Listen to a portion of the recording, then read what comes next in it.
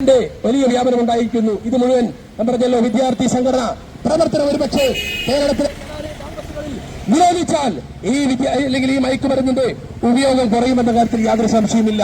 ഞാൻ പറഞ്ഞല്ലോ ഓരോ വിദ്യാർത്ഥി സംഘടനയും വിദ്യാർത്ഥികളെ ചെറുപ്പക്കാരെ ആവേശം കൊള്ളിക്കാൻ അവരെ സംഘടനാ പ്രവർത്തനത്തിലേക്ക് വലിച്ചിഴച്ച് അല്ലെങ്കിൽ അവരെ പെരുവയിലാക്കാൻ വേണ്ടി കഞ്ചാവ് കൊടുക്കുന്നു, മയക്കുമരുന്ന് കൊടുക്കുന്നു. ഇതാണ് കേരളത്തിൽ ഇന്ന് നടന്നുകൊണ്ടിരിക്കുന്നത്, നഗ്നമായ സത്യം. പക്ഷെ ഇതൊക്കെ കണ്ടുകൊണ്ട് കേരളത്തിന്റെ മുഖ്യമന്ത്രി സഖാവ് പിണറായി വിജയൻ അദ്ദേഹം കണ്ണുമടച്ചിരുട്ടാക്കിയിരിക്കുന്നു. അദ്ദേഹം കഴിഞ്ഞ ദിവസം എന്താ പറഞ്ഞത്? SFI അനുമോദിക്കുന്നു. SFI ഉള്ളതുകൊണ്ടാണ് ഇവിടെ ക്യാമ്പസുകളിൽ ഇവിടെ റാഗിംഗ് നടക്കാത്തതെന്നാ പറഞ്ഞത്. SFI നേതൃത്വത്തിലാണ് റാഗിംഗ് നടക്കുന്ന, ഒരു സംശയം വേണ്ട.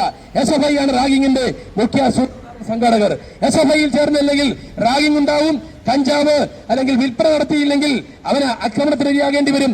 ഇതൊക്കെയാണെന്ന് കേരളത്തിന്റെ രാഷ്ട്രീയ സാഹചര്യം. ഇത് മനസ്സിലാക്കിക്കൊണ്ട് ഇവിടുത്തെ ജനാധിപത്യ വിശ്വാസികൾ ഉണർന്ന് പ്രവർത്തിക്കണമെന്ന് മാത്രമേ എനിക്ക് സൂചിപ്പിക്കാനുള്ളൂ. ഇവിടെ നമുക്കറിയാം ചില ആളുകളൊക്കെ വാമോയ ചില പലരും സംസാരിക്കുന്നുണ്ട്. BC ജോർജിനെ പോലുള്ള ആളുകൾ. അദ്ദേഹം എന്താ കഴിഞ്ഞ ദിവസം പറഞ്ഞത്?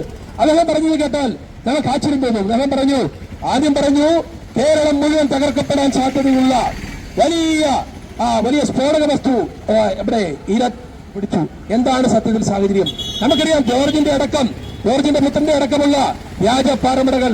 ആ പാറമടകൾ പ്രവർത്തിപ്പിക്കുമ്പോൾ അവിടെ ബ്ലാക്കിൽ വിൽക്കാൻ വേണ്ടി കേപ്പും പശയും തിരിയും ജലാറ്റിൻ സ്റ്റിക്കുകൾ നേടാൻ പാവപ്പെട്ട ആളുകൾ വയ്യ തെറ്റിദ്ധരിക്കും. ഭയങ്കര ബോംബ് അല്ലെങ്കിൽ ബോംബ് കോട്ടയം ജില്ലയിലെ കേരളം തകർക്കാൻ പറ്റുന്ന വലിയ മാരകമായ അല്ലെങ്കിൽ ഒരു സ്ഫോടനത്തിലുള്ള വസ്തുവാണെന്ന് പറ്റും. പക്ഷെ അത് നമുക്കറിയാം തമിഴ്നാട്ടിൽ നിന്ന് ആരോ കൊണ്ടുവന്ന് വെച്ച 10 100 അല്ലെങ്കിൽ ഈ പറഞ്ഞ കേപ്പും പശയും പിടിച്ചപ്പോൾ അത് പറയുന്നു ഇവിടെ സ്ഫോടനം നടത്താൻ വേണ്ടി ഒരു മതവിഭാഗത്തിൽപ്പെട്ട ആളുകൾ കൊണ്ടുവന്നു എന്ന് അദ്ദേഹം പറയുന്നു.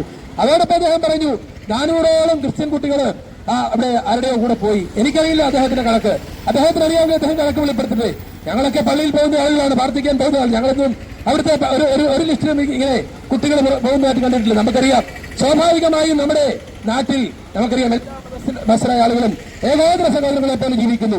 ഇവിടെ നമുക്കറിയാം മനുഷ്യനുള്ള കാലം മുതൽ ഇവിടെ അല്ലെങ്കിൽ പരസ്പരം അല്ലെങ്കിൽ മറ്റു മതവിഭാഗക്കാർ പരസ്പരം വിവാഹം കഴിക്കാറുണ്ട്. അതിപ്പോഴും നടക്കുന്നുണ്ട്, കുറേയൊക്കെ നടക്കുന്നുണ്ട്. അത് മനുഷ്യനുള്ള കാലം അതുണ്ടാവുമെന്ന കാര്യത്തിൽ ആർക്കും സംശയമില്ല. പക്ഷെ അതൊക്കെ ഇവിടെ വർഗീയ ധ്രുവീകരണം ഉണ്ടാക്കാൻ ജനങ്ങളെ തമ്മിലടിപ്പിക്കാനുള്ള ആയുധമാക്കി ആരെങ്കിലും ഉപയോഗിച്ചാൽ അതിനെതിരെ ഇവിടുത്തെ ബഹുജനങ്ങൾ ഒറ്റക്കെട്ടായി പോരാടണമെന്ന് മാത്രമാണ് എനിക്ക് സൂചിപ്പിക്കാനുള്ളത്.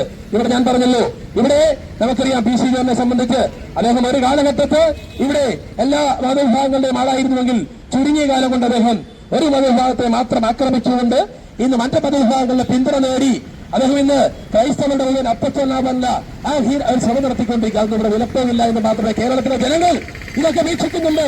നിങ്ങളുടെ കാപട്യം കേരളത്തിലെ ജനങ്ങൾ തിരിച്ചറിയും. നിങ്ങൾ ഇന്ന് ഏതവസ്ഥയിലാണോ അതിനും താഴത്തെ അവസ്ഥയിലേക്ക് വരും കാലങ്ങളിൽ നിങ്ങൾ പുറകോട്ട് പോകും. ആ പുറകോട്ട് പോകുന്ന തരത്തിലാണ് നിങ്ങളുടെ പ്രവൃത്തികളുമെന്ന് നിങ്ങൾ ഇനിയെങ്കിലും തിരിച്ചറിയണമെന്ന് മാത്രമേ ഞങ്ങൾക്ക് സൂചിപ്പിക്കാനുള്ളൂ. പ്രിയമുള്ളവരെ, ഞാൻ സൂചിപ്പിക്കുന്നത് ഇനിയും നിരവധി നേതാക്കന്മാർ സംസാരിക്കുവാനുണ്ട്. ഒരിക്കൽ കൂടി ഇവിടെ എത്തിയ മുഴുവൻ നേതാക്കളെ അഭിവാദ്യം ചെയ്തുകൊണ്ട് ഔപചാരികമായി ഈ പ്രതിഷേധ സമരം ഉദ്ഘാടനം ചെയ്യാൻ പ്രഖ്യാപിക്കുന്നു. നന്ദി, നമസ്കാരം, ജയ് ഹിന്ദ്.